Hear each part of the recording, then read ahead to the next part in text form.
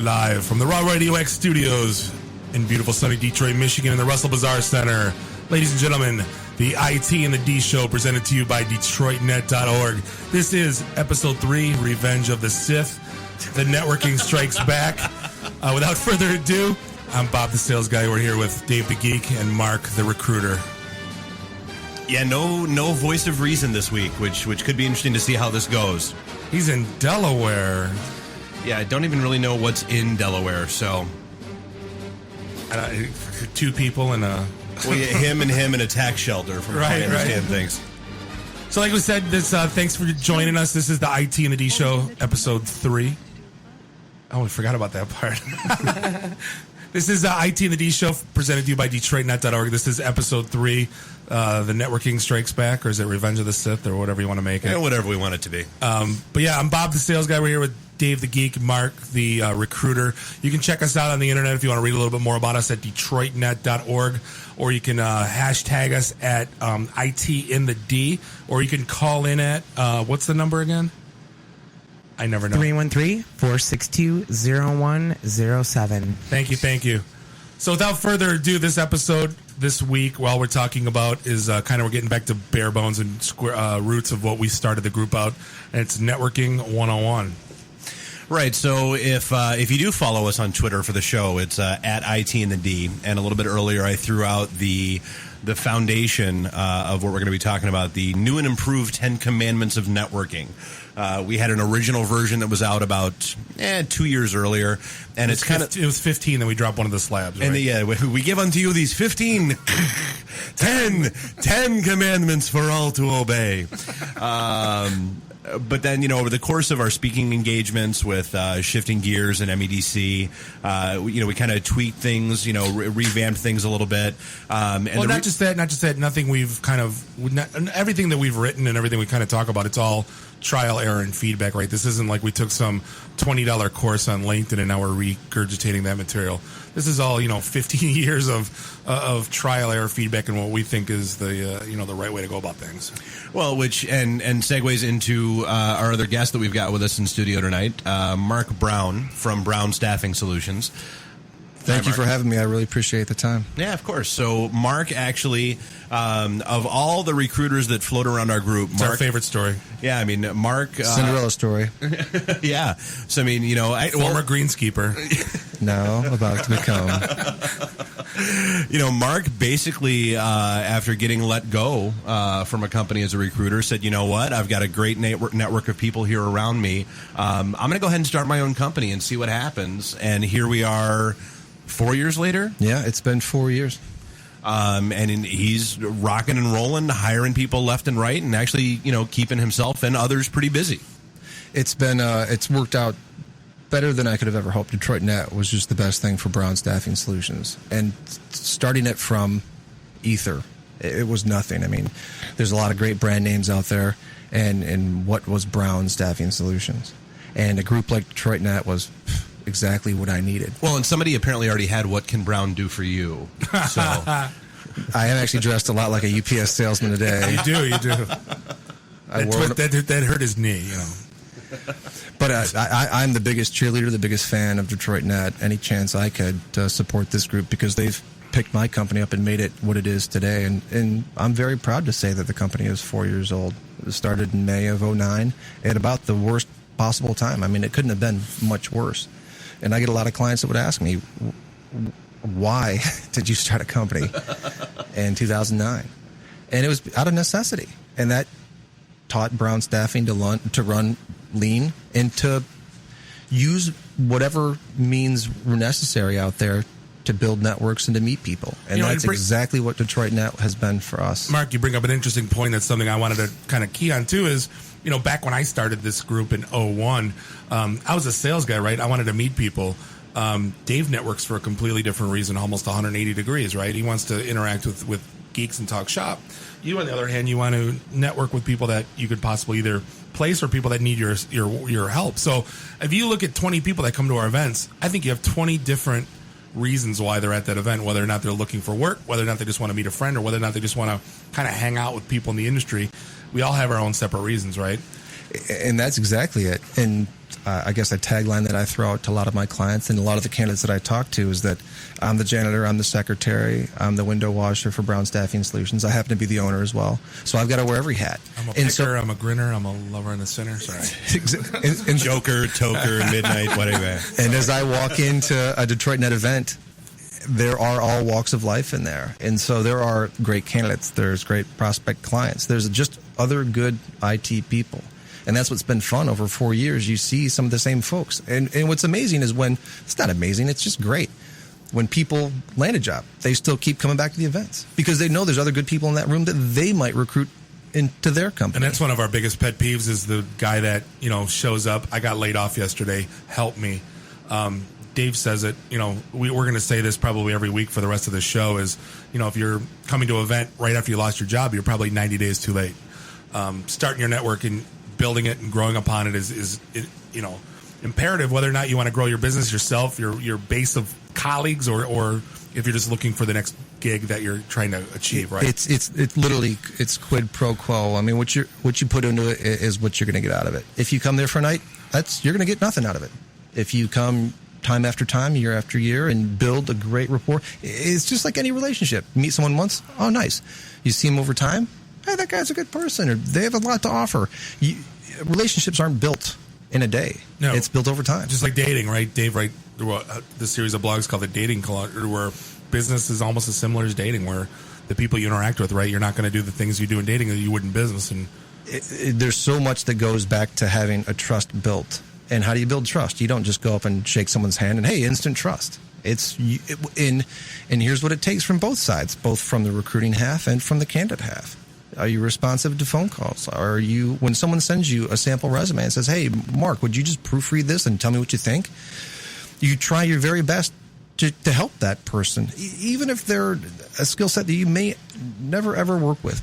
But why not try to help them out? Well, that actually made me laugh today. I think Preston actually dropped a note in replying on the... My friend Mark wants me to call you Mark. Yeah, no. The overblown sense of entitlement guy. Absolutely. Where he literally had somebody that he called today for like a hot job. They want to they want to hire somebody in the next day or two. And this guy actually told him, hey, can you call me back in a couple days? I got some running around I need to do. Really? I hope those errands pay really, really well. Because you just completely missed the point. Yeah, but I mean, taking a step back, Mark, I mean, that's one of the things Dave and I really stressed when we started these events is trying to keep out the bad, right, while we're harnessing the good, kind of like, was that Kevin Nealon and Billy Madison? Harness bad, bring good. But back to the point, sorry, that one went way over all of our heads. Back to the point was, networking in sales, right? I used to go to those 7 o'clock in the morning meetings where everybody would want leads, right? Give me your book of business, Bob. Or you'd go to those events, you'd pay $20, and all they would do is sell you a chamber membership, right? Where we actually said, let's try to get that out of here. Let's not be that. Right, and try to do something that's minorly productive, even though we're, having beers and talking shop. Let's do something that kind of steers towards, either finding people work or actually building someone's business. Well, and it's what you said earlier, but I mean, it's true on the other side of the equation as well. So, it is. I mean, we tell people all the time, if you are walking into our events for the first time, the day you lost your job, you are already 3 to 6 months too late at a minimum. And it's the same thing for recruiters. If you are walking in the day that you have a hard and heavy rec that you have to fill today, and that's the first time you're walking into our event, you are 3 to 6 months too late. And that's where somebody like Mark, who's, basically been in the group, since our very first Pink Slip party back in the day. He's always around and he knows that, and it just happened at the Blackfin at one of our last events. You said, hey, I need, I walked over, I said, hey, what are you looking for? What can I help you with? You said, here's these 4 roles that I'm looking for. I said, okay, and there were a line of people behind me. And I was like, whoa, oops, be careful what you wish for. But I mean, no, that was a great, that's why I come to these events. Well, and that's the point. I mean, that's, you don't have to meet, everybody. It's like we always say, the great analogy is when you walk into a bar, you don't sit down at the bar and you look at the, all the pretty bottles behind the bartender and say, okay, yeah, I'm going to try every single one in the first 20 minutes that I'm there. No, you always, start with, whoever's organizing the event. They ought to be the gateway to everybody in that room. And that's always, your kind of your first litmus test for any networking event that you go to, whether it's ours, anybody else's, whatever, you should always be able to find the organizer and say, hey, I'm looking for, or I'm here because of A, B, and C. And if the person you're talking to can't answer those questions or can't point you in the direction you need to go, do yourself a favor and turn around and walk out, because it's completely not worth it. And it's, but I'll be the first to say, and I've been going 4 years now, it isn't the easiest thing to walk into a crowded bar full of strangers and just start saying hi. But Mark, you have to realize that everybody else feels just like the exact you. same way. Yep. Let me go case in point here. I've been a sales guy, extrovert, jokey joke, Bob, loud, DJ for 15, 16, 18 years. And I still have anxiety when I walk into those events. I have anxiety when it's human nature. Absolutely. So I couldn't imagine. One of the biggest questions we have when we talk to rooms full of geeks is, what happens when I'm the biggest introvert? Absolutely. Open it up, babe. There you go. Good radio there. Waiting for that one. Oops. But what I'm saying is, I couldn't imagine if you were a huge introvert and you were walking into a room full of type A's and you're trying to get something accomplished. So we always tell those folks, travel in pairs, find a guy in your data center or wherever you're working on your code floor. Well, more to the point, understand that our events are not a room full of type A's. That's true, the good news true, there. True. It's, we've deliberately kept out, the overbearing salespeople, we've written, 80 plus blog entries called "Don't Be That Guy" about all the various people that we've banished from our events. We do our best, and that's why we've always said, again, getting back to the organizer thing, find Bob, find me, find Jeff. Our pictures are on the website, and the great news is we're not a dating website, so you will actually recognize us from our photos on the website. Yeah, well, exactly. And where I was going with my point is that just realize that everybody in that room feels like you feel, and don't walk through the room looking for a certain type of person. Just walk up to the very first person that's next to you and talk to them. And pretty soon as you have a conversation with that person, I swear 9 times out of 10 they'll say, "Oh, hey, if you're looking for that person, I met him. I think he's over on the other side of the bar. Let me go walk you and introduce him to you."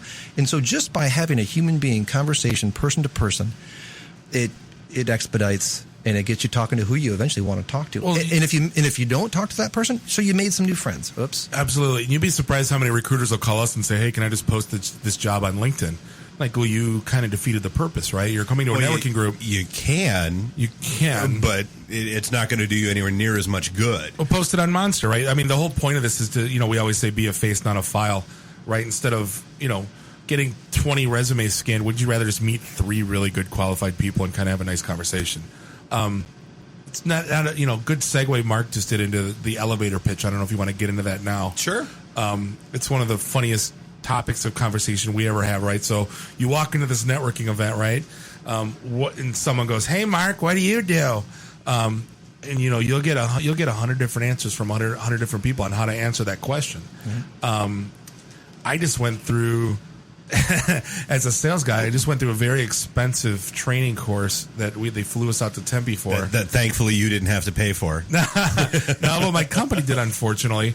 And the way they wanted it to be done is, Mark asked me what I do, and you say, "What do you do?" And they say, "Oh, me? It's no big deal. I help successful companies protect their data, but it's not really something you'd be interested in."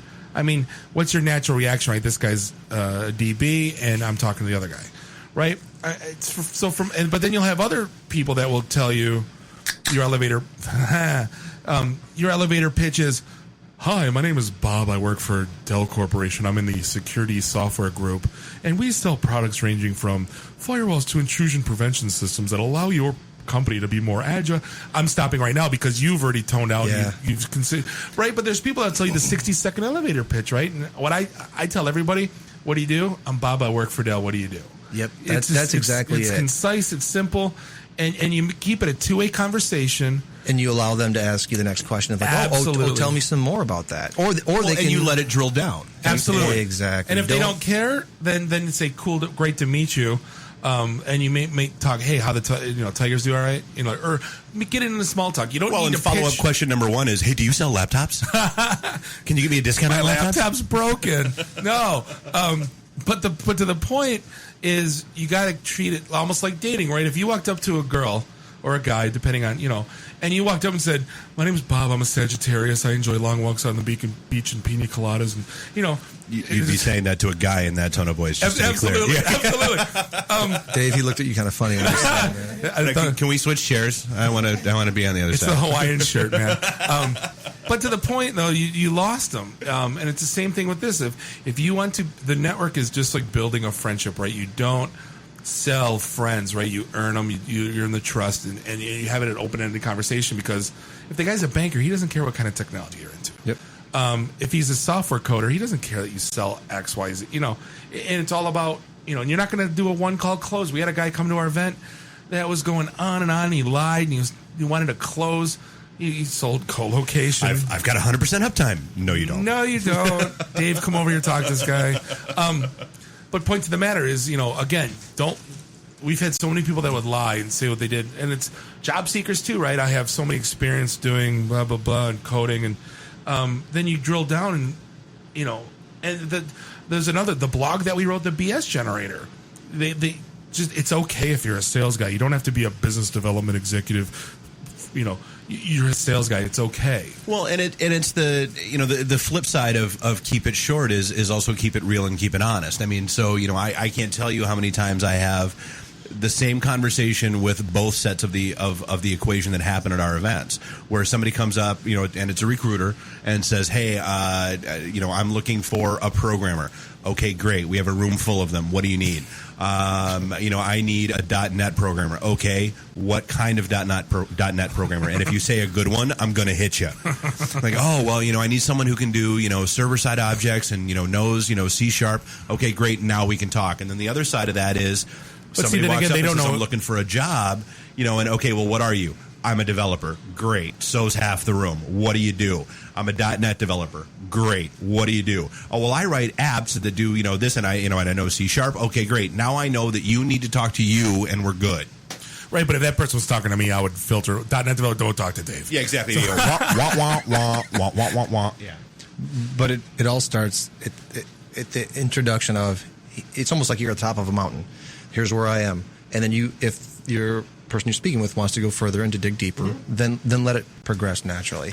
And realize that everyone that you meet and speak with isn't going to be an ideal match, but yet maybe you learn a lot about them, and maybe you know a way to help them.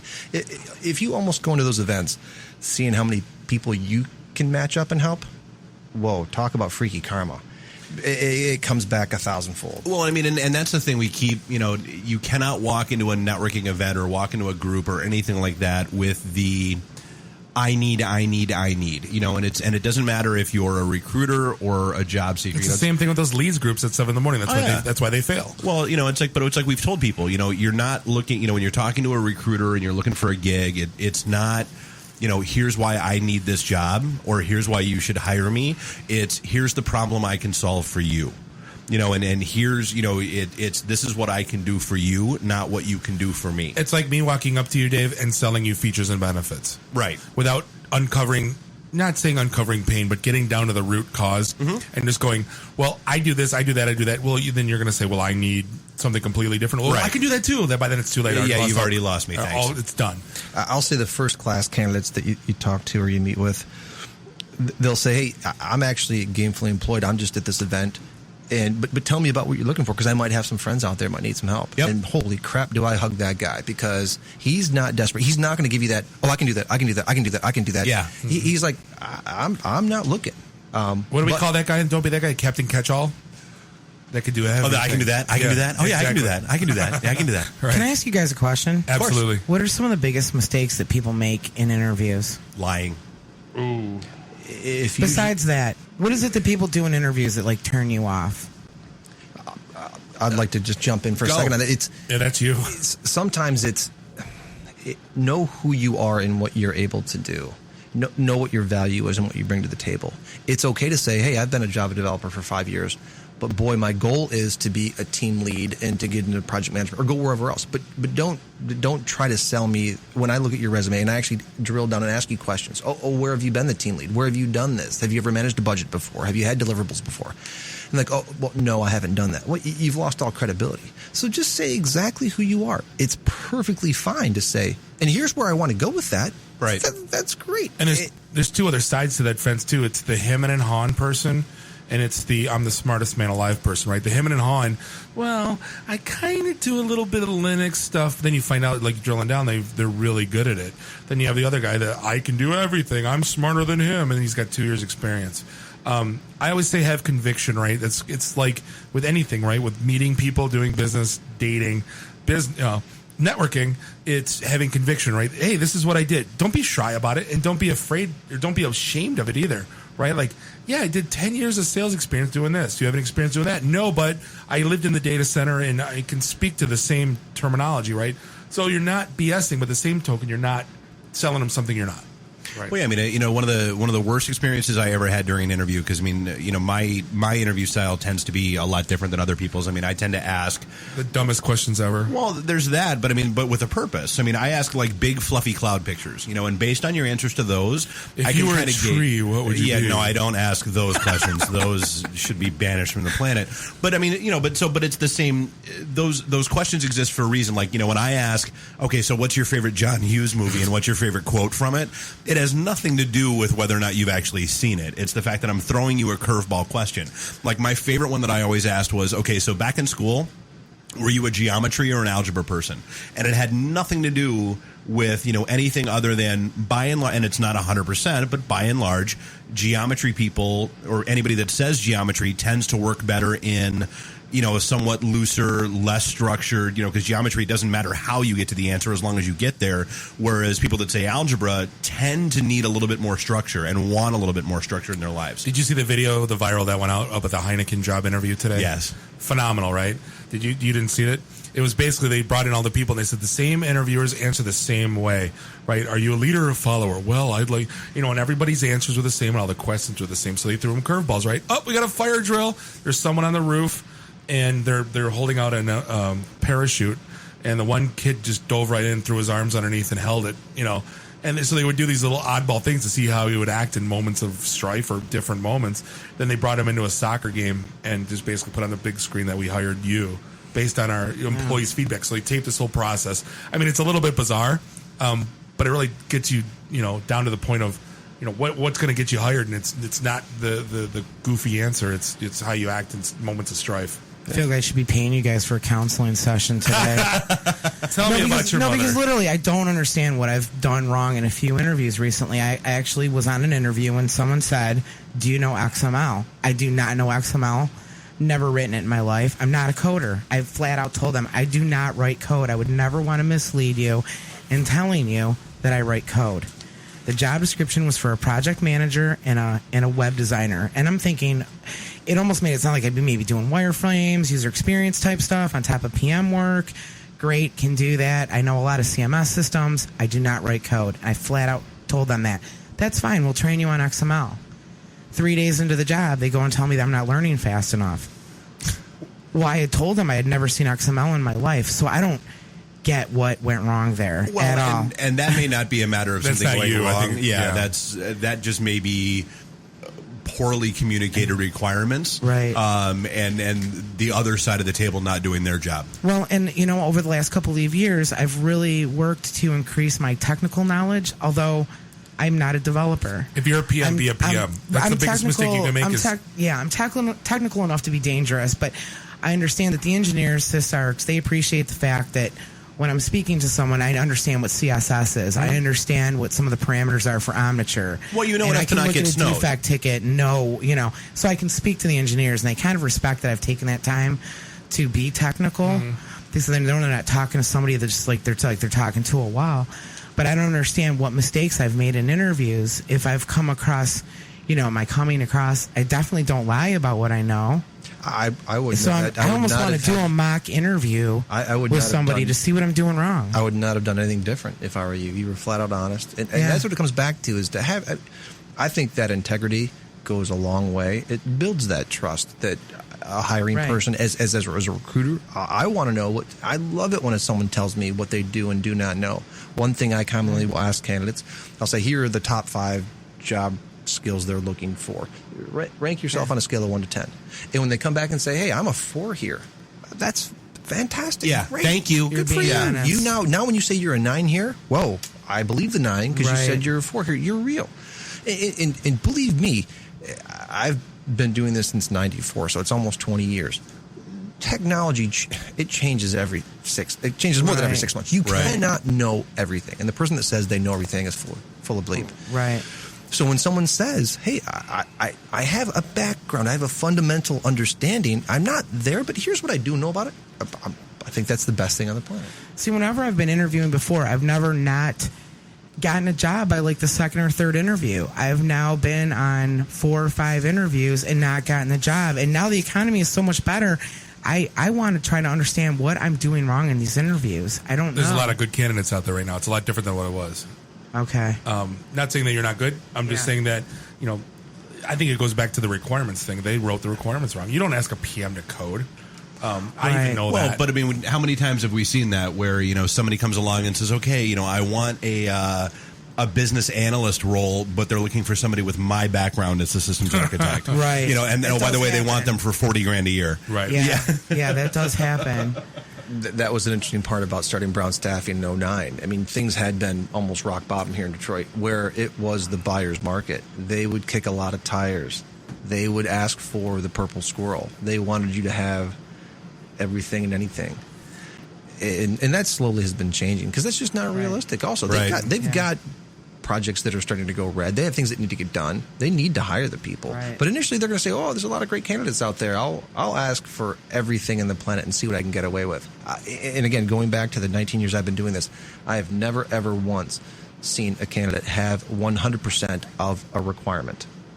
Hardly ever. Right. If you're there at 75 to 80%, and I try to explain that to clients that, hey, this person's got enough to be valuable to you. Yeah. Nobody on this planet has everything, especially with the changing technologies. Yep. Right. Absolutely.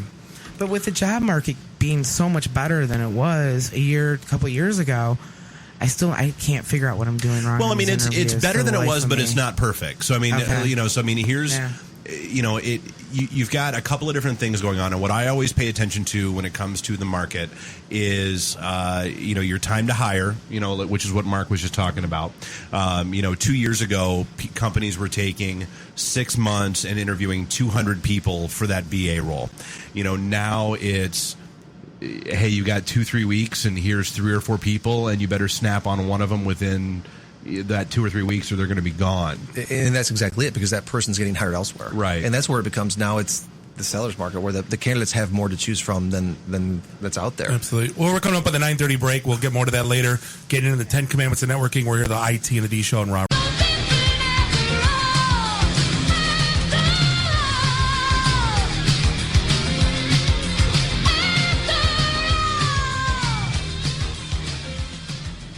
All right, and we are back. Raw Radio X, the IT and the D Show here at the Russell Bazaar Center. What awful song did you just put there, Dave? We Are Not Alone, Carla DeVito. It's the dance song when they're all like bopping around the library in the Breakfast Club. And screw you, Melon, for not knowing that. I'm glad I don't know that. I love John Hughes movies. So we're back, like I said, IT and the D Show. To this, it's our third episode, episode 3, Networking Strikes Back, where this show's all about networking, the elevator pitch, job seeking, all that good stuff. We got Mark Brown in the studio from Brown Staffing Agency. Talking Solutions. Sorry, Mark. That's all right, Tom. I mean, Bob. I like you, Betty. That's Danny. You work for who? Acer? Is that who that is? Dell? I I like hate you. your printers. I like you, Timmy. But going into, I guess, this segment, we want to, get a little knee deep, Mark, in what's kind of the market trends and what are people looking for these days? Guys breaking into the IT industry or industry vets. What's Well, and more to the point, I mean, what are you looking for? I mean, what is Brown Staffing Solutions hunting hard and heavy for right now? More to the point. Oh, and I guess this is a good time to point out we actually have one of our events on Thursday night. Oh, yeah, we do. Because I was just going to say, who should we be keeping an eye out for you on Thursday night? Way to wait 40 minutes on the cheap plug there. Jeez. We'll be down at Atwater Brewery. If 5 anybody o'clock. at 5 o'clock, if anybody wants to come down and hang out. That's the 20th. It's one of our casual networking events on Thursday night. And Mark, I'm assuming you'll be there. Yep, I'm going to be there. And I'm a huge fan of Atwater Brewery. Well, who is it? It's a brewery for one, and it's a good brewery for two. So who are you going to be looking for when you're there? Typically, Brown Staffing, I'm happy to have between 10 to a dozen things to chase at any time. And I'd say that the hottest thing I've been looking for, and this has been a trend in probably the last calendar year, is that .NET developer, and it's that ASP, VB, C# guy.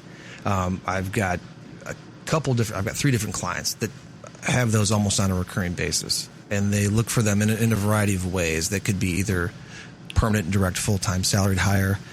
One of the clients wants them on a 6-month contract to hire, and the other just wants them on purely a contract basis. So I have multiple .NET opportunities at various Metro Detroit locations. One is on the west side with Novi and Farmington Hills, some more centrally located in the Ferndale space.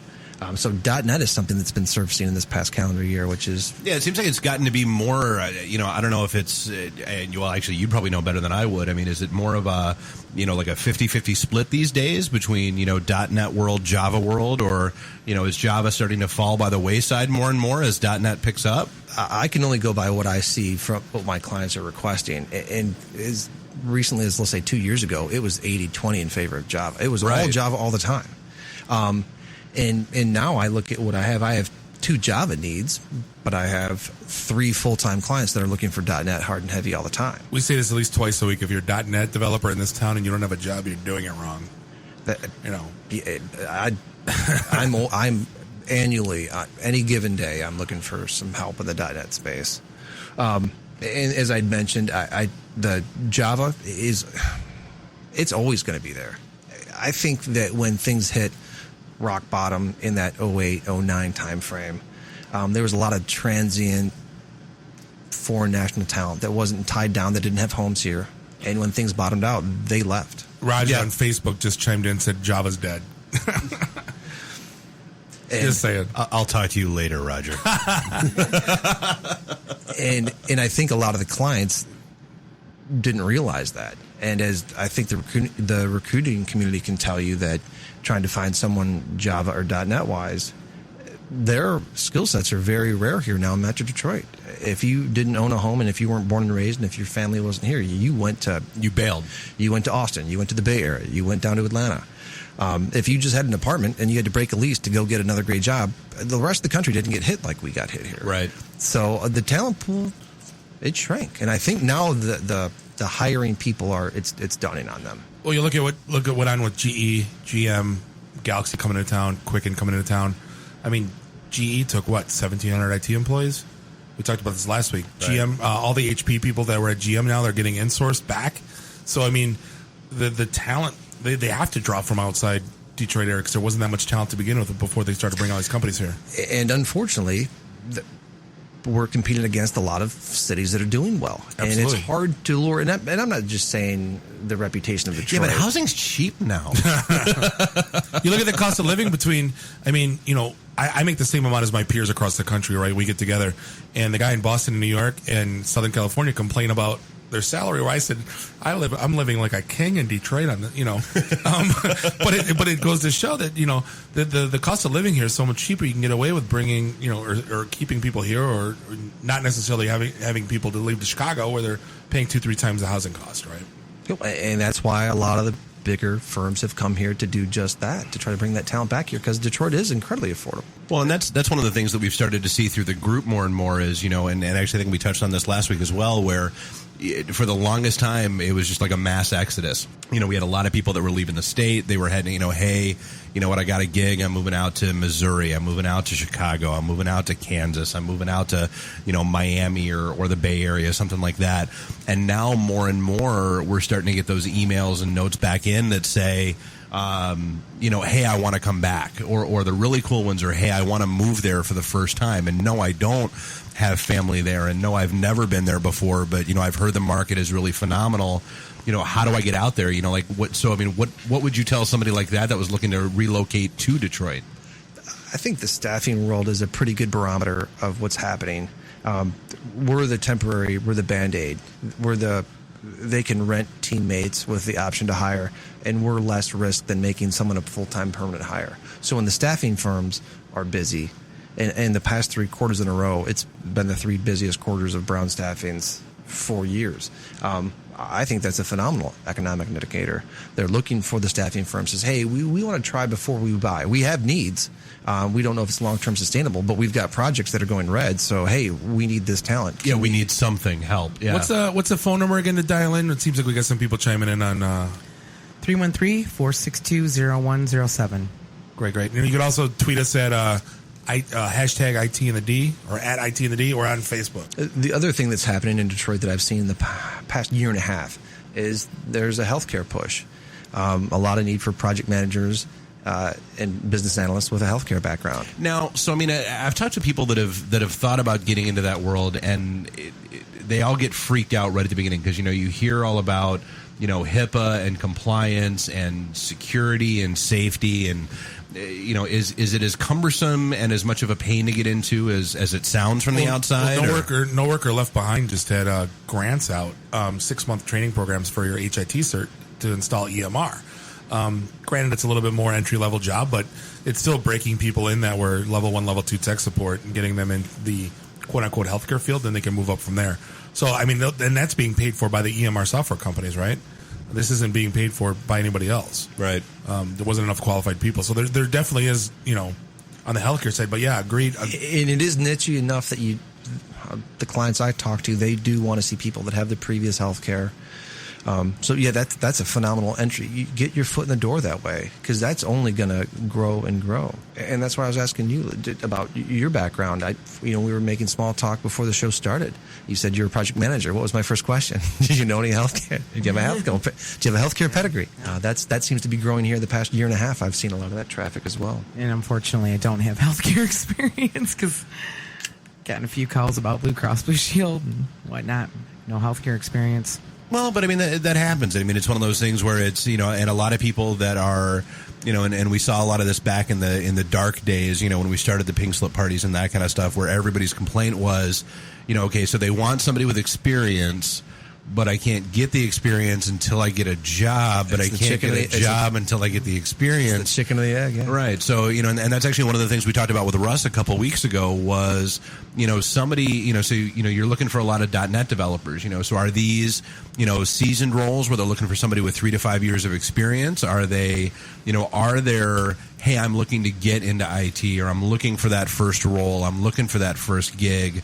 Is that making a comeback yet? As a matter of fact, in the past probably 6 months, I've seen multiple opportunities where they're saying, hey, you know what, and this is when I know a client really gets it. When they'll say, hey, if they have any one of these 5 things, it could be Python, it could be PHP, it could be, they're like, we understand that they're a smart person and that in the next 2 weeks, they're going to be the masters of this next technology. We want smart, logical thinking people. And it seems that, if that's the trick with someone that's been maybe in the mainframe world and has 20 years of COBOL. But kids coming out of school it's a different line of thinking too, and I've had that conversation a million times where and we have them floating around the group, guys that have decades of COBOL experience, and the thing I always tell them is, look, go take a Java class, go take a .NET class, go be that person that because Big Iron's never going to go away, it never will. But if you can be that developer that has both sides of the equation, even with a little bit, and I tell the same thing to .NET and Java developers, go take, as odd as it sounds, go take yourself a COBOL, an IMS, a DB2 class, and get familiar with, the interfaces and the programs, and be the person that understands both sides of it, and you have a huge leg up. Well, Dave, look on the business side of the sales side, right? I was in, switch route for 6-7 years. Right. I was in Colo, 8 years before that, in Fat Pipe. I got into data security, right? Because I understood the data center.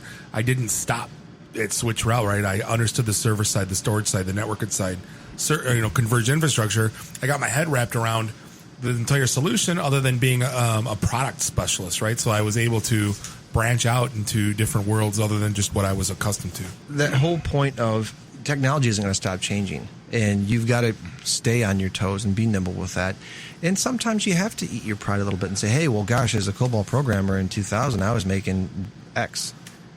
Well, to get your foot in the door in Java or .NET or something different, maybe it's X divided by 2. But you know what? If you're hung up on that, a year from now, it's going to be different. Right. You've got to prove that you can do it. That's the whole path thing. You familiar with the Path Talk? We talked about it a little bit last week, and Dave wrote a nice blog about it. But really what we talk about is, I mentioned this to everybody, is it's not the job you have today, it's where do you want to take it, right? What do you want to learn?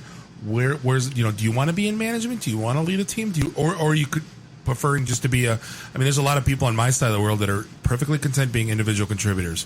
We're perfectly content owning 4 states in the Midwest.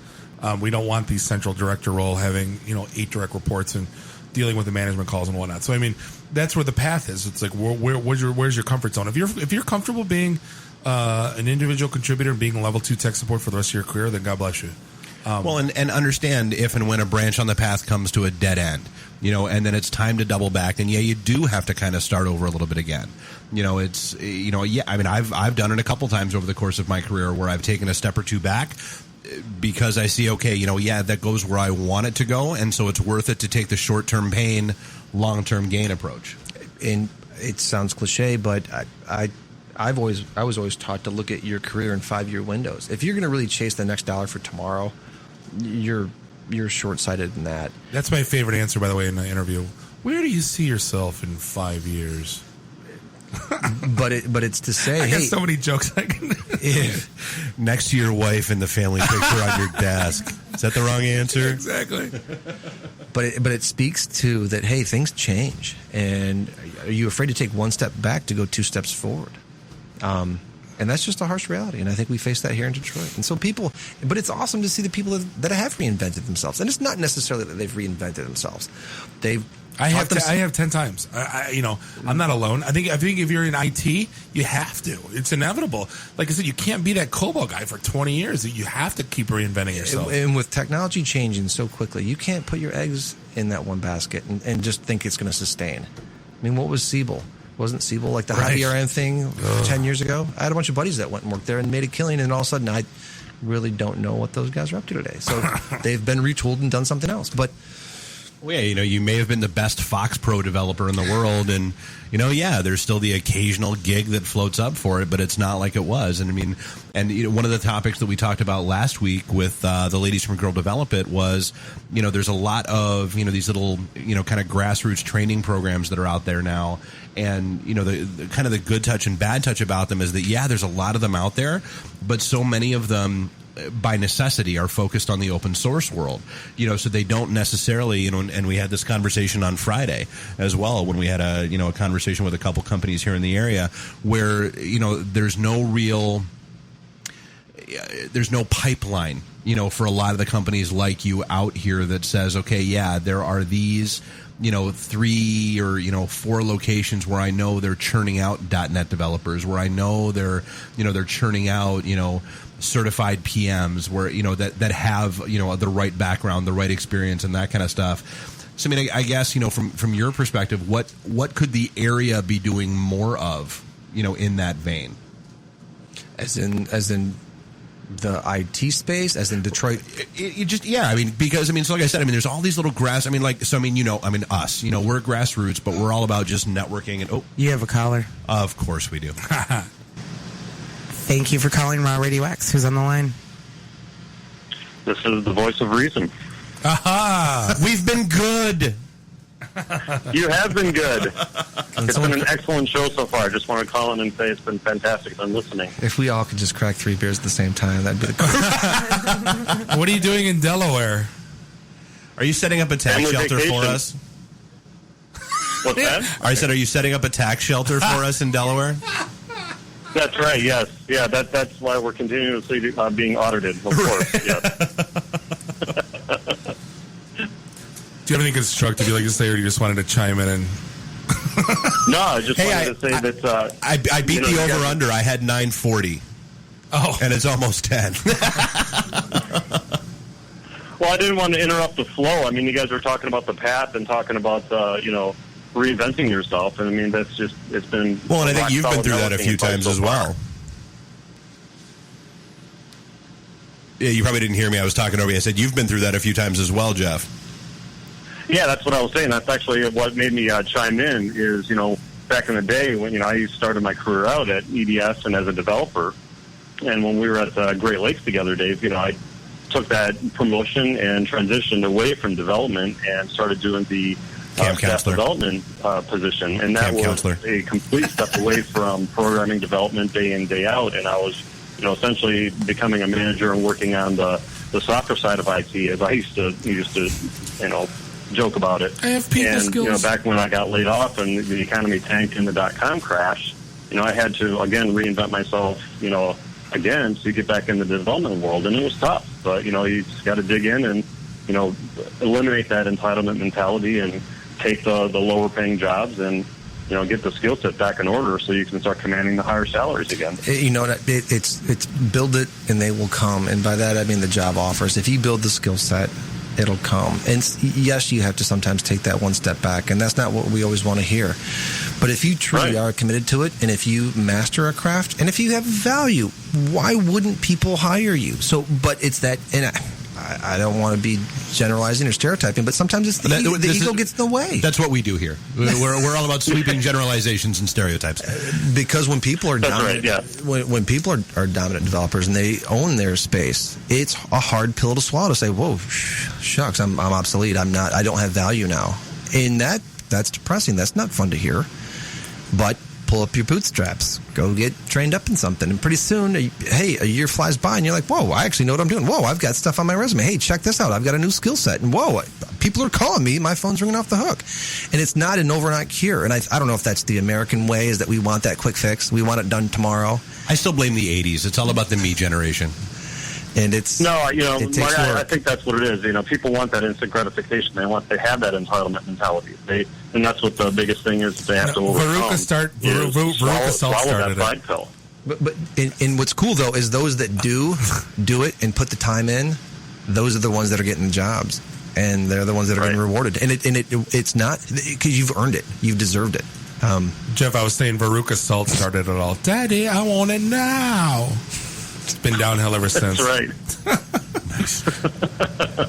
It's interesting, the recruiters sometimes, not that we become counselors, but we become career advisors, and we're happy to all we can do, and I'll be the very first to say that in 19 years I don't know all the answers. I don't know any of the answers. All I can say and speak to is what I've seen and tried to help people with. And sometimes people ask you that hard question: hey, what do I have to do? How do I get the next job? How do I reinvent myself? Right. And you can only speak to the other thing that you guys were talking about is, the whole Detroit thing and moving out of the city, back into the city, or moving out of state and back into state. That's the other thing that I saw in my career, too, that, it's tied directly to the employment mentality. It's the whole geographical mentality.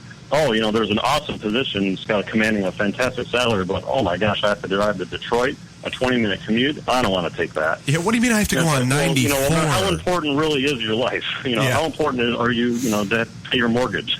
Well, we got some feedback, on Facebook from Roger that was basically saying, Detroit's done a very good job kind of remarketing themselves as being cool again, right? It's kind of like the dirty pair of jeans that you've had in your closet for 20 years that now you can bring them out and go, hey, these are hip again. I mean, you're seeing just a huge influx of people coming downtown. There's traffic on 75 again that, I haven't seen in 10 years.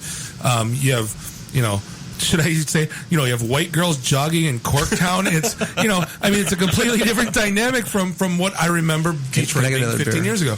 And they're not being chased. Right, exactly. Right. But Detroit's just it's actually not a bad place to be again, and we're going to see another 5 years of growth, and then let's see what happens, right? I think like Mark said, 5 years at a time is not a bad chunk of time to look at things. There you go. It's funny though. I've actually had recruiters ask me, you live in Dearborn, which is 20 minutes from down. Are you okay with working downtown? Like as if I would be terrified to be working downtown. You don't even there must understand. be a lot of people out there that. But a lot of companies are actually offering bonuses for moving downtown. I have a friend that works at I won't say where. I don't know if I'm allowed to say that they actually. The whole Live Play Detroit thing. And a bonus is it bigger than a bread box? What does it rhyme with? It's a huge company. Yeah. But, they actually give her a bonus for renting an apartment downtown. Schmompuware. Right. Yeah. Yeah.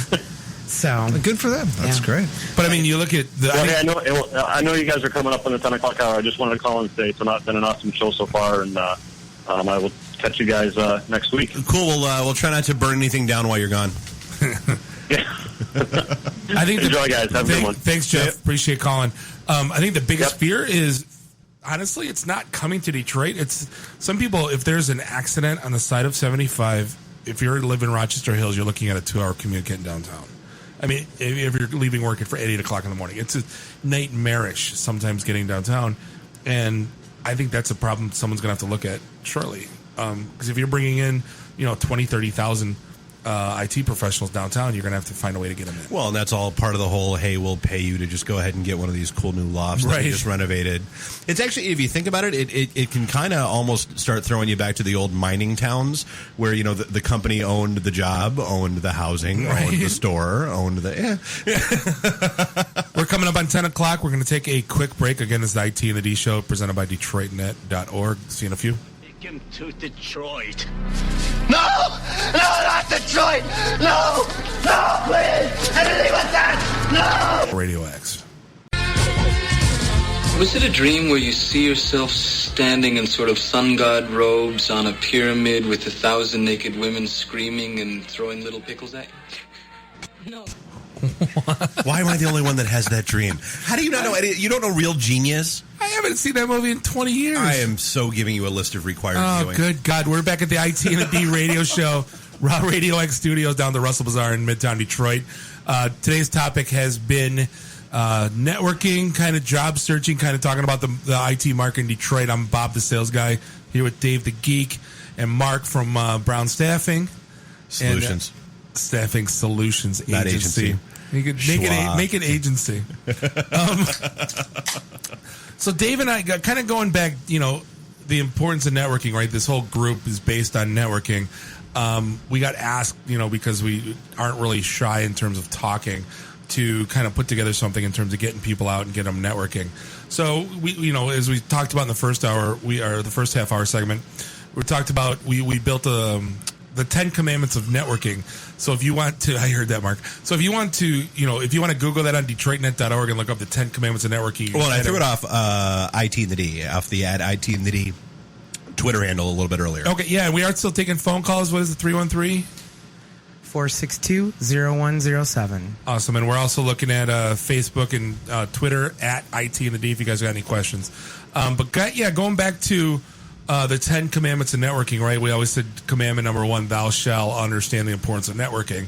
And I think we stressed that pretty heavily in the first hour, right? Where, it doesn't matter if you're a sales guy looking for your next business opportunity, or if you're, an IT geek looking for your next job, or if you're just looking for a friend. I mean, networking is got to be the bare bone first pillar to your entire career. Well, true, and it comes back to and it's like I said, if you're walking in the day you lost your job, you're already 3 to 6 months too late, or if you want something. Well, and the best story I always tell, I have a quota in a quarter. Will somebody please buy something? You're going to fail. It's just it's inevitable. The best story I always tell that hammers that down is there was a guy I used to work with about 3 years ago.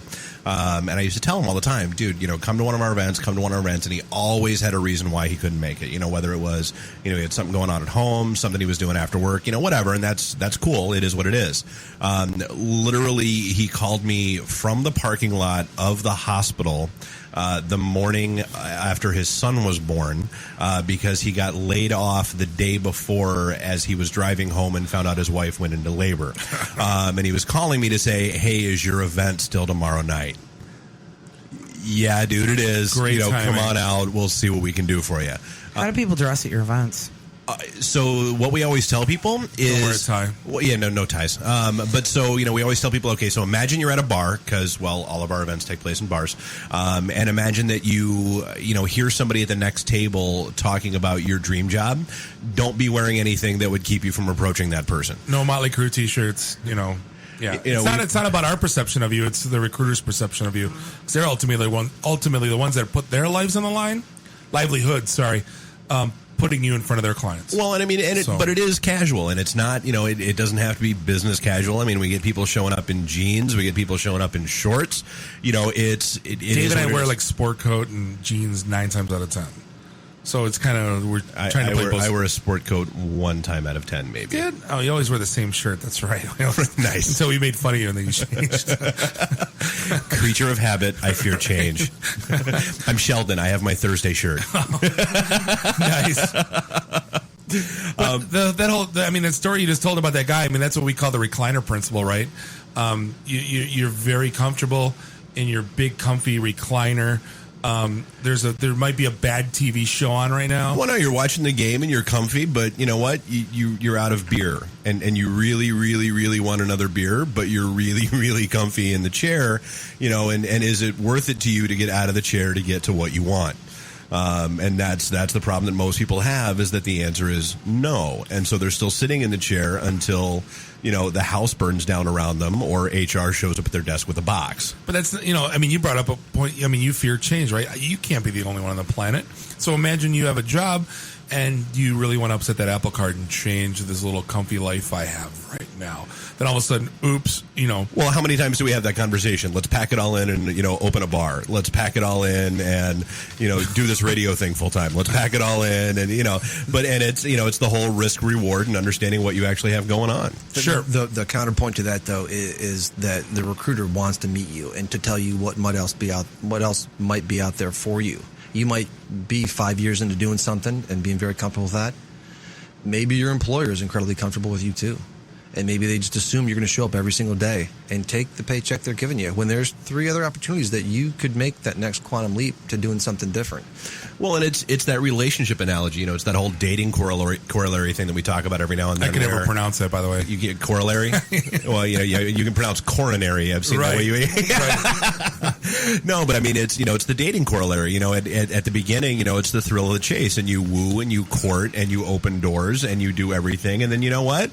3-4 years down the road, no, you're not buying flowers on Thursday for a random reason. On our date, exactly. Yeah, it's or hey, what's date night? And so everybody kind of gets into a rut, and it's just kind of that quote unquote comfortable groove, and that's not for guys, it's typically completely comfortable and good to be with, but right. But there's always one party in that equation that has a problem with it.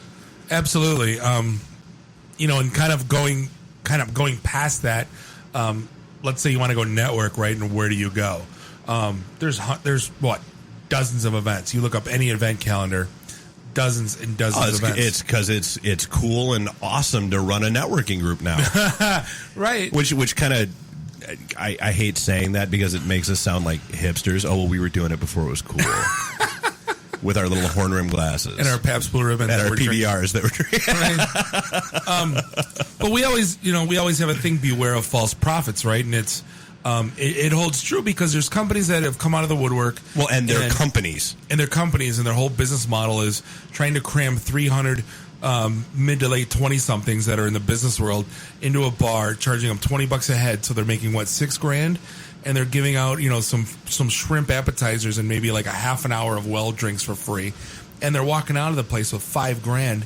And they just for putting people in the room. Me and Dave look at it, and half of us, we slap each other because we've never made a dime off of this. But the other two are going, God, what a snake oil scam. The bar owners welcome us coming in. We've never charged a dime to come to our events. And that's the other thing we hear from the venues that we go to is one of the things that we hear is when events like that come in they wind up turning around and paying the venue. We've never paid a room fee or anything like that. We refuse because this is not a business for us. We're not making a dime off of it.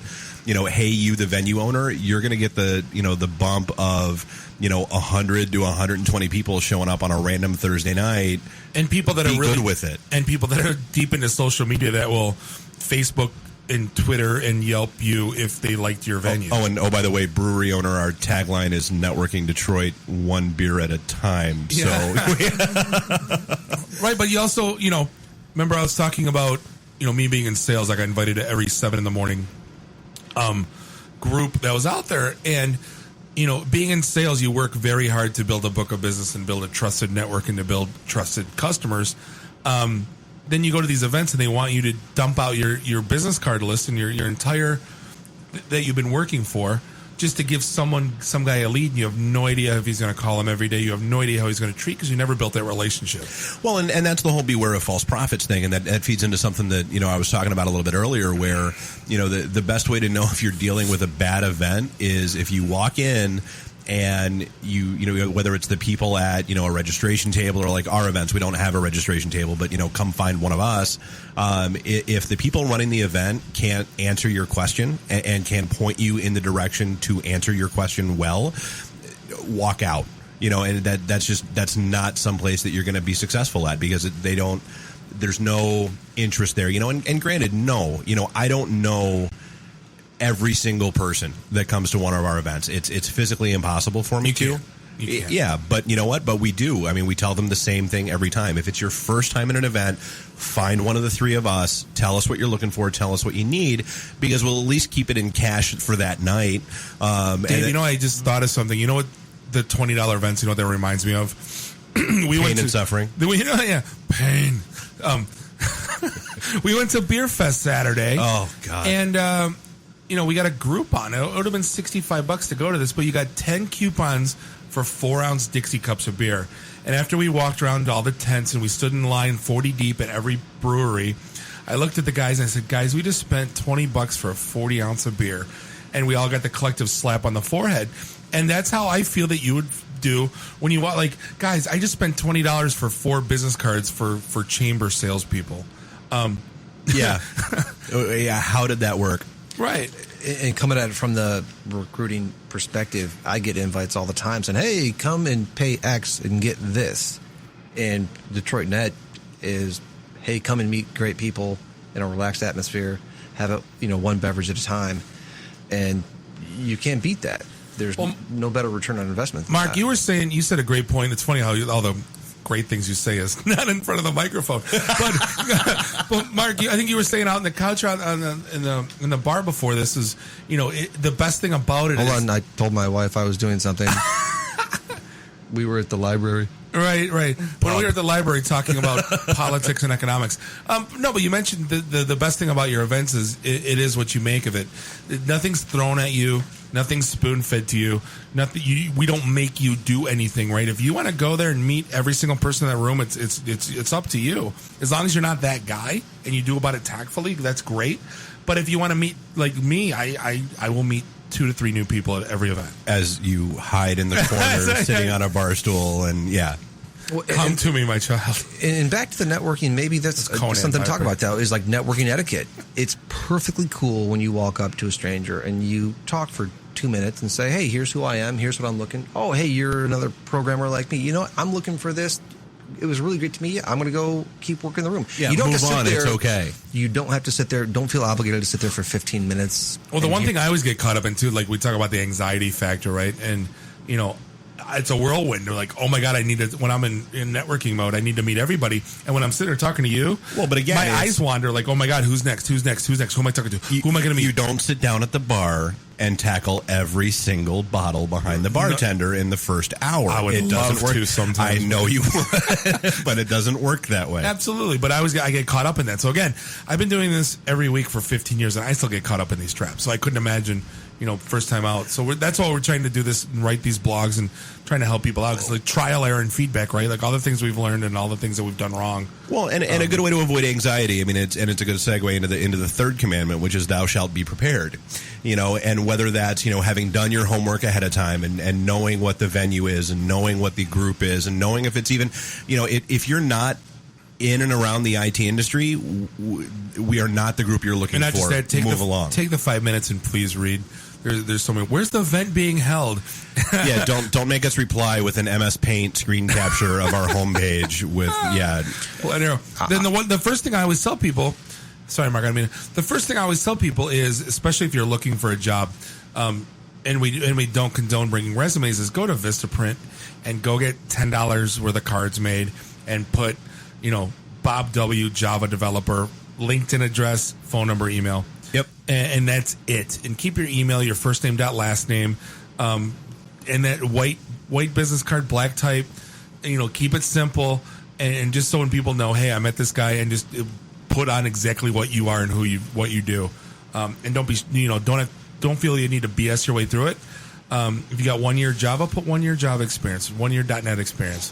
But that's really, when you say be prepared, that's really step one.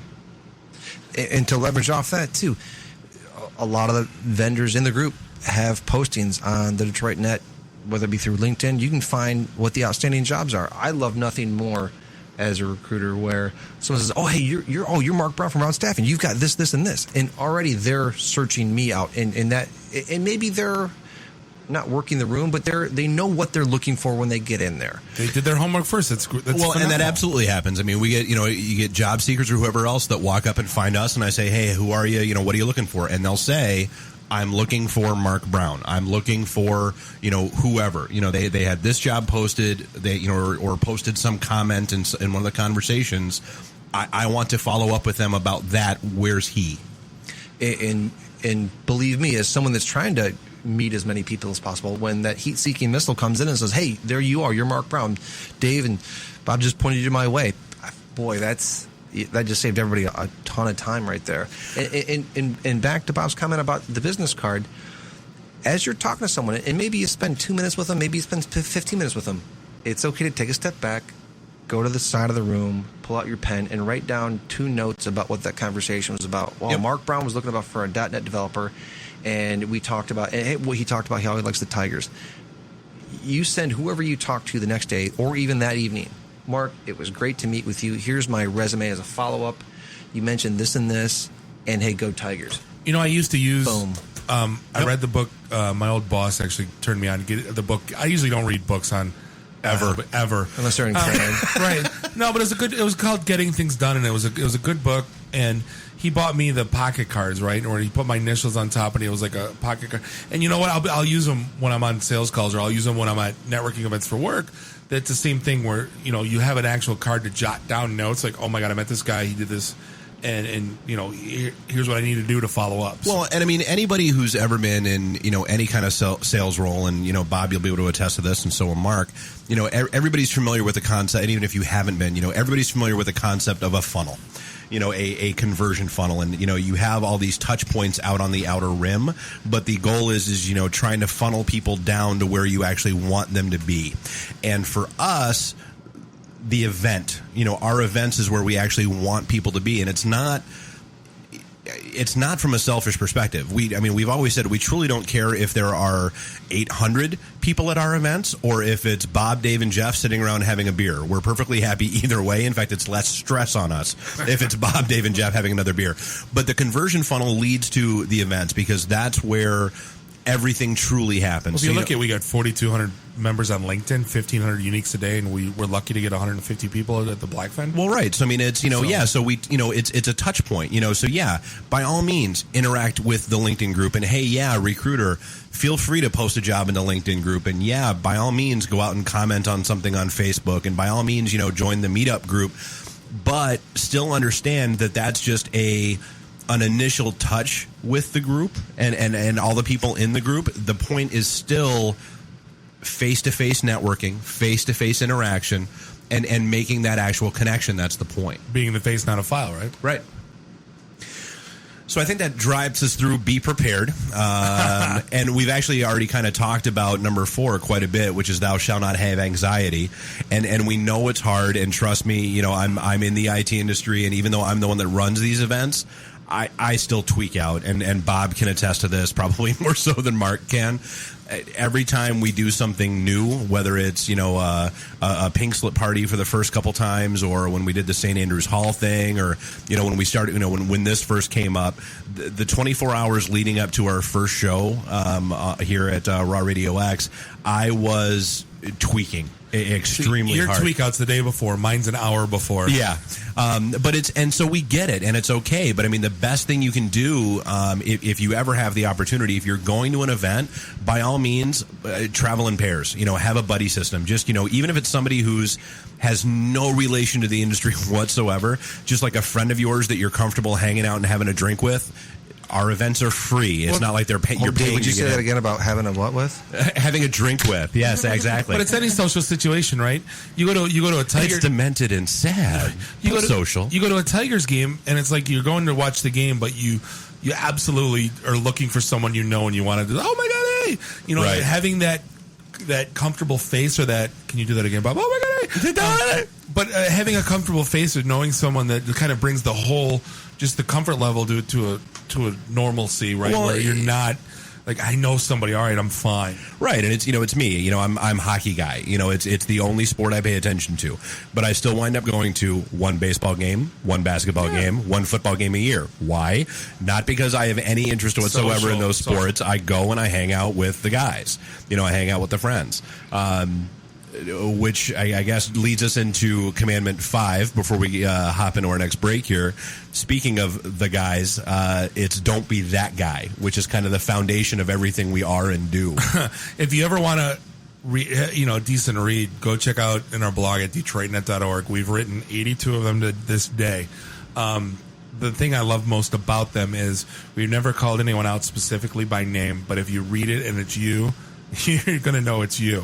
Well, or more to the point, if you think it's about you, you might want to start asking yourself why. And we do. And we have a bajillion topics out there because we don't, whether it's, been through the course of the show or whether you've had conversations with us, we tend not to tell people what to do. We're more geared towards what not to do, and so our don't be that guys are... don't be that guy, the pushy sales guy or the drunk guy or, the oily weasel guy that we've had at our events. No, that we had stalker guy because we had guys going to recruiters. Oh yeah, we had offices. creepy guy. Oh yeah, we actually had a stalking situation develop. But I'm finally out of writer's block and I'm writing stupid question guy because Mark's in studio and he's got a big leg brace on. So of course, what does he have to answer 100 times a day? What'd you do? And it's one of the most Shark attack. The answer is always shark attack. Well, the best part is when I did it playing basketball and I tore my ACL and they're asking, then I become the resident expert on who's going to win the NBA Finals. Dude, what's wrong with LeBron? What's going on? But that's one of my. You hurt your leg playing basketball? Oh, is LeBron going to drop 30 tonight? So don't be that guy was born. Don't be that guy was born. What? 11, 12 years, like 02. Yeah.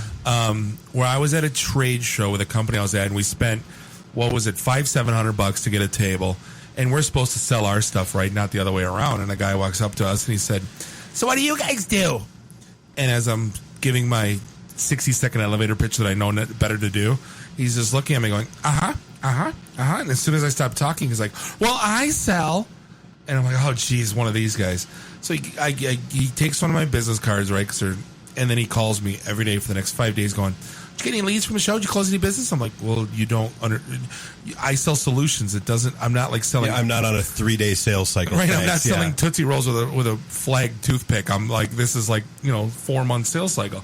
They're like, "Well, if you'd use my stuff, you'd sell more stuff." So that became the first don't be that guy, right? So, oh my God, if I ever not listen to anybody or ask the right questions and just get right into pitch mode and then make them belittle them why they didn't use my stuff, I'd get out of the business. Well, but of all the categories that we have out there, we have, the don't be that guy entries. We have, the dating corollary entries. We have, the how not to suck entries and all these other different categories out there. Don't be that guy is still the one that people come through and read. Just last week, Erica was saying she basically curled up, with a bottle of wine and was flipping through them until she cried. And then, well, we think we swear sometimes that this stuff's common sense, but it's revelating on the other side. I wrote voicemail guy because as a sales guy, I might make 50, 60 phone calls a day, and everybody's voicemail is, "Hi, you've reached Dave Phillips with DetroitNet.org. Sorry, I can't make it to the phone right now. If you leave your name, number, and a detailed message, I'll call you back after." I'm sorry, there's bad radio. But the fact of the matter is I got to listen to a minute-long voicemail greeting where I know I called you, Dave. I know who you work for. I know you couldn't answer because otherwise you would have. I can't even tell you the last time you or I left each other a voicemail. Well, that's another thing. I had to yell at my father because he would call me 2-3 times and I'm on I'm on a conference call, and he leave me a voicemail. And I'm like, Pop, just to let you know, when you call me, I see you called me, and it's stamped that you called me, and I'll call you back. Just know that I'm on a call. I'm not, you can ask me what you need to ask me, And he's like, oh, I'm sorry. I go, don't be sorry. You don't know. Yeah. I'm just, but for the most part, if you're in business and you're making phone calls on a regular basis, and especially if you know the person's cell phone to cell phone, don't leave me a voicemail. And then if you don't know me, and if you call me from an 800 number, don't say like, "Hi, this is Mark Brown with Brown Staffing Agency." Did I say agency? You said, well, yeah, and you started with Mark. And then, I'd like to talk to you in the near future about placing some .NET developers on your site. Please call me back at your earliest convenience at 555-1212, and then click. Just say your name and your number and leave a 10-second voicemail. And it's amazing how still to this day that people just don't get how to use a cell phone and voicemail properly. So that was a long, rambled, drawn-out version of one of the Don't Be That Guys that I've... Especially the people that leave you a voicemail and you can't understand anything they say because they do not pronunciate. Yeah, or they just send it on the phone. So you go to call them back and you pronunciate their name wrong because they're just mumbling. Oh, I totally own it. I'm like, is it Mary? Is it Gary? Is it Sherry? Is it All right, well, so we're actually bumping up at 10:30. So we'll take our last break and dive into the last 5 commandments here with Mark. IT and the D. We're back. The IT and the D show presented by DetroitNet.org. You can find us on the web, DetroitNet.org. You can hit us up at Twitter at IT and the D. And honestly, we get so much confusion about it. You can just hit itandthed.com, gets to us as well. Perfect. So. And then we got a phone number if you guys want to call in with any questions. 313-462-0107. Perfect. For the last hour and a half or so, we've had Mark Brown in here from Mark Brown Staffing, Brown Staffing Agency. Brown Staffing Solutions. I'll never get it right. That's fine. He's a rock. Just gonna go home and change his name now. No, I love it. Nice. No, it's one of our rock star recruiters. And just during the break, we got a text from an unnamed texter that says, "I wear suits to your events." Yeah, and we've decided just at that very moment we passed a no pink shirt rule, Jeff. So you're not allowed to wear pink shirts anymore to our events. All right, so diving back into the 10 Commandments of networking, and the good news here is that we've actually already covered these fairly well in depth. Commandment 6 is thou shalt not have an elevator pitch, and we've kind of talked through that one. You don't need to have the 30, I think it's fine. 60-second spiel. I'm Bob. You and don't even need to have developer. the Walton spiel. No, I'm Bob. I'm a .NET developer. I'm Bob. I'm a sales guy. What do you sell? Well, and that was probably one of the better moments from one of our MEDC Shifting Gears presentations that we did, was we got up and this was the very first topic that we got into, and the whole class broke out laughing. And I leaned over to Bob and I'm like, you realize, because we were running late, traffic was terrible, and I'm like, so you realize, of course, that the person who'd been up there for the entire half day before us did nothing but coach them on building elevator pitches, right? And so, of course, me being me, I asked the class if that's what had happened, and they were like, oh, yeah, we just spent a day and a half working on our 60-second elevator pitch. I did that when I got a job at Hewlett Packard. They sent us out for a week of training in Palo Alto, and they hired a company, spent millions of dollars hiring this company. We spent an entire day on the elevator pitch, and I finally got smart by about the 7th hour, and I said, I will never say this to anyone in the field, so help me God. And they said, what would you say? I said, I'm Bob, I work at HP, what do you do? And I said, we could have got this done in 5 seconds. And, they weren't too happy with that. But, yeah, we did get another text. Don't be that guy who uses words that aren't really words. I don't know who said pronunciate, but that was probably you. That's how that goes. So the next commandment that we've also kind of touched on a little bit is thou shalt not lie. And I mean, that's a biggie. I mean, whether it's your resume, whether it's during the interview process, or even just something as simple as a networking event, the key thing that people don't seem to understand is that it is a very, very small little community. I mean, even though, Bob was saying we've got 4,200 odd members in our LinkedIn group, and that sounds like a lot of people. Your reputation is your lifeblood. And if word gets out that you're a sleaze, you're done. 6 years ago was it 6 years ago when that guy came to the event saying my data center has 100% uptime? Oh yeah. We will never forget that for probably the rest of our lives. It was so ridiculous of a statement that you're trying to portray yourself as this Well, or the guy that was a recruiter that, as it turned out, decided to be a really, because for those of you who haven't been to our events, our casual networking events, which again, like the one we're having on Thursday, because we keep forgetting to point that out, The 20th at Water Brewery. Our casual networking events, they are casual. It's show up, grab a drink, and buy drink. No name tags. Yeah, no speeches. No, no, go around the table and introduce yourselves. None of that nonsense. No, but our bigger events, our Pink Slip Party events, we do have, badges for the recruiters because, when you get, 700-800 people in a room, and the anxiety is flowing. Job seekers need to know who to identify. And this one particular recruiter had decided it would be a really good idea to hide his badge and walk around to all the other recruiters pretending to be a job seeker, trying to figure out what they were doing and who they were working with and what jobs they were working on, trying to be a snake. We remember him too. But it wasn't just that. It was, what do you do? Well, I'm a BI guy. I don't know. Explain. I don't know what that is. Well, I deal with, big data and explosion. I coalesce the essence of vapor. That was pretty, and I finally asked him 8 times, what do you do? And I'm a recruiter. Why didn't you just tell me a recruiter? It's not bad to say what you are. Right? I remember you were talking earlier about having conviction. It took me 5-6 years of my career before I came to grips with saying, I'm a sales guy, and I was cool with it. I always had to be a business development executive, or I'm a territory account manager. I'm a sales guy. And once I came to grips with it, I was better for it. And not to change the topic too much, but that translates to the resume world so much.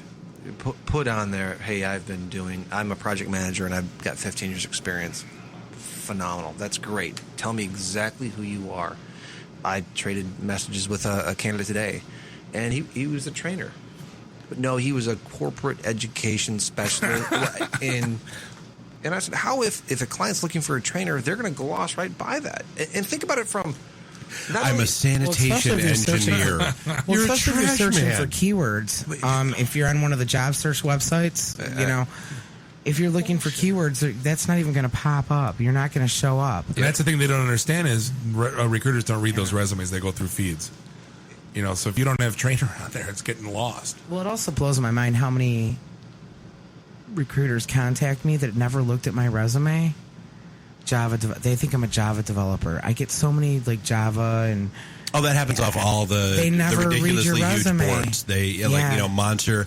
I have a resume out on Monster that I literally have not touched in probably 6 or 7 years now.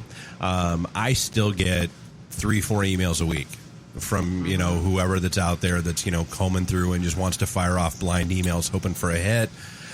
And the sad reality is, and this just gets into the whole networking thing. I tell probably 10 recruiters a month, no, I'm not looking right now. I'm comfy. I'm happy. But you know what? Hey, I run a group. Here's the address. Here's where you can find us. Here's our next event. Come join us.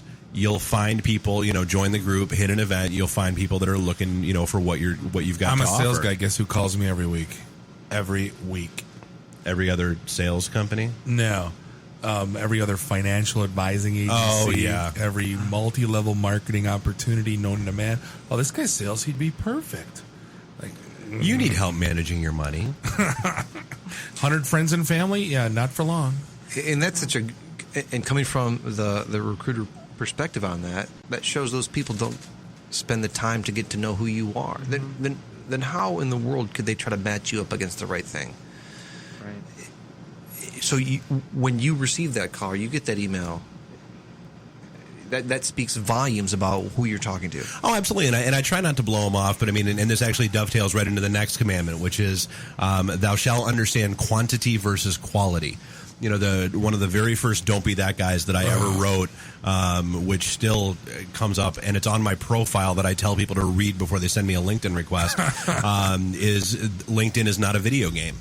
There are no points for a high score. Nobody cares if you have 5,000 connections. Nobody cares. You're a lion. Yeah, nobody. Yeah. The first time I saw Lion, I was like, why would anybody be associated with the Detroit Lions? They're losers. And then I got like, oh, LinkedIn Open Networker. I get it. Wait, no, I don't.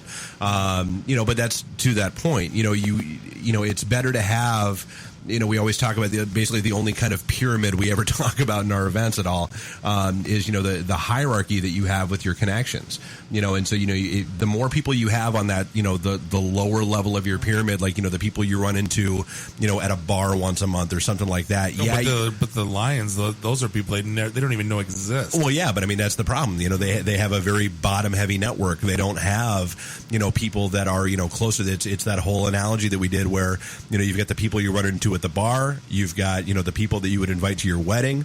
You've got the people you would invite to at your bachelor party that are a step above that. And then you've got the, hey, Bob, I know it's 3 a.m, but I need bail. Could you come out? There are a lot of people out there that use LinkedIn almost like Facebook. Is that? And it's not. So the way that so that doesn't help you. We have anyway. we have a saying called "Stop Twittering yourself." And it's not just for Twitter, but it's for don't treat LinkedIn like Facebook. Don't treat Facebook like Twitter.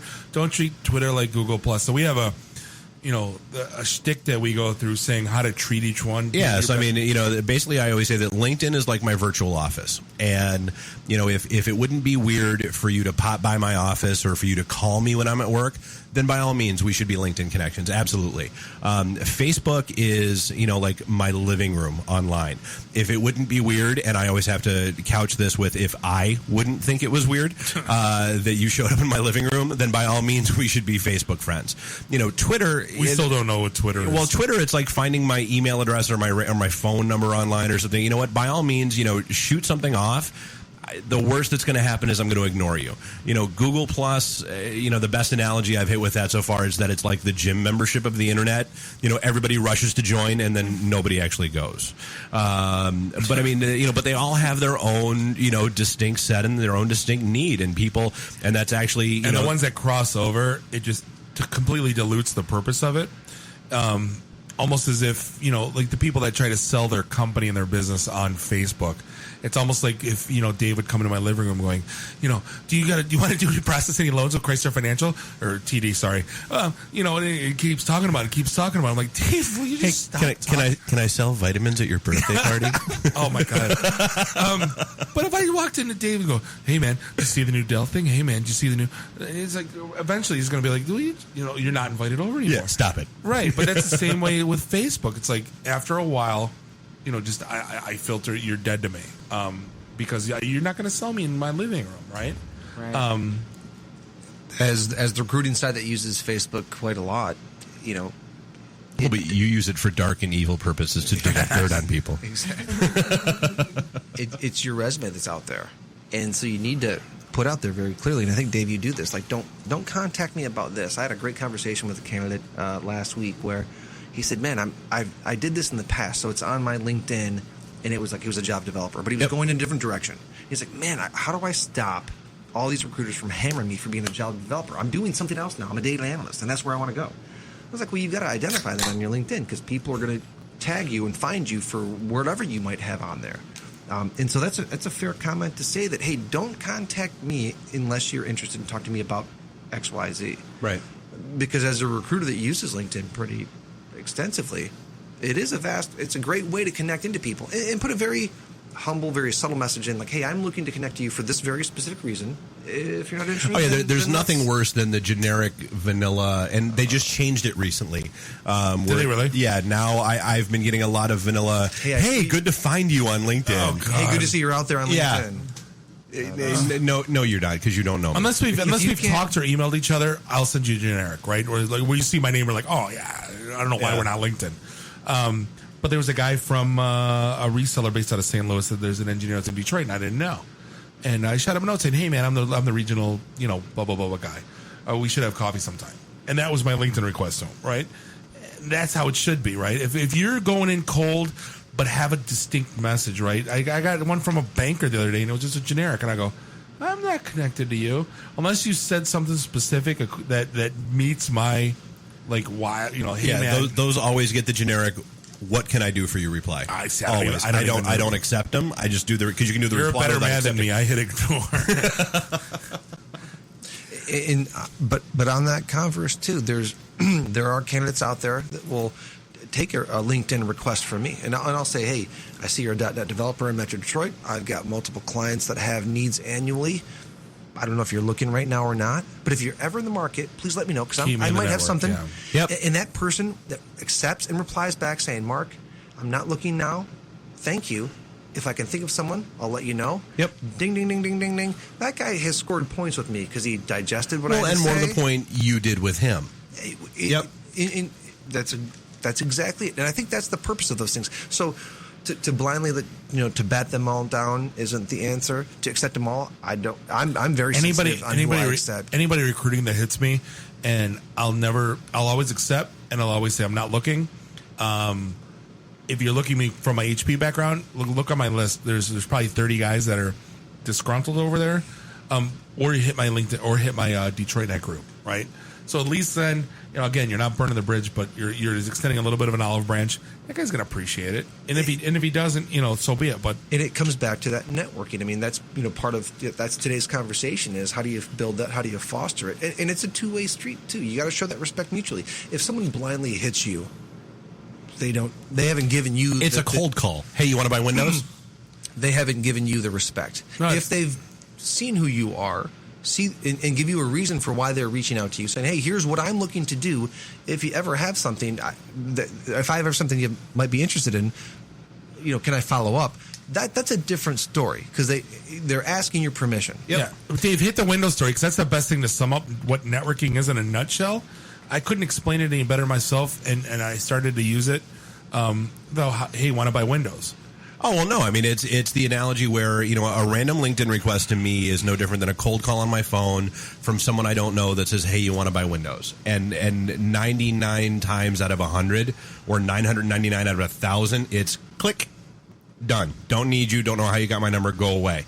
However, if I go to Bob and I say, hey, Bob, you know what? I got a couple of windows and, we're sitting around having a beer or whatever, barbecuing. You know what? I got a couple of windows I need to replace. And Bob says, hey, you know what? I got a really good window guy who did a great job on the house. When I had a couple replaced, here's his number. That's solid, and that's an actual introduction. And I mean, and that's what networking is and does, and that's what it should be. And you have two friends, and he knows two friends, and so on and so on. Yeah, thank you, Vidal Sassoon. But I mean, that does touch on the last commandment, which we're getting in here right under the wire, which is good, which is thou shalt follow up. Whether it's the business card and the conversation, that email, that says, hey, go Tigers that night or the next day. I mean, that really is what it all comes down to, because you can go to all the events in the world that you want to. You can meet, 50 great people at an event. If you never take that next step, it doesn't matter. And it's all been for naught. It goes away, right. And so what? You collected 22 business cards. Wow.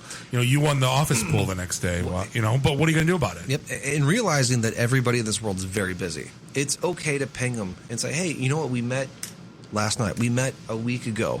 Just following up to let you know that I'm still thinking about your opportunity. I'm still interested. That goes a long way too, because I'll be the first to admit I forget half the stuff I meet. And when someone pings me, I have a rule of 3. I need to meet somebody in person 3 times before their name will stick in my head. It is what it is. And so I take it as I reply like, hey, thanks for the reminder. That did slip by me, and you know what? I need to get back on that. I need to follow up with you. And so here, let's. I got a IT LinkedIn request from an IT professional. I shall. How ironic, right during the show. Well, no. So I'll tell you what. Let's. So Mark, your company lives at brownstaffing.us, I believe. The best way to find me is mbrown at brownstaffing.us, and that's also where I'm found on the web is brownstaffing.us. Well, and we've got links to you on the site, and we'll have another link to you when we grab the podcast files here. Thank you a ton for coming out. And people, if you want to, meet and hang out and chat with Mark Moore, he'll be at our event Thursday night over at Atwater Brewery starting at 5 o'clock. We'll be there till 9. And again, you can find us at itandthed.com or detroitnet.org. All roads lead to Rome, or at least all roads lead to us. And thank you again, those of you who are listening and called in and tweeted in and emailed in. We appreciate it. We hope you join us next week. Absolutely. And Bubba's upset that you didn't play Kiss You All Over for him during one of the breaks. That's because I had to nuke the Dropbox, but I'll fix that for him next time. Thanks again. See you guys next week. IT and the D, DetroitNet.org. I hope this was as much fun for you as it was for me. The emergency destruct system is now activated.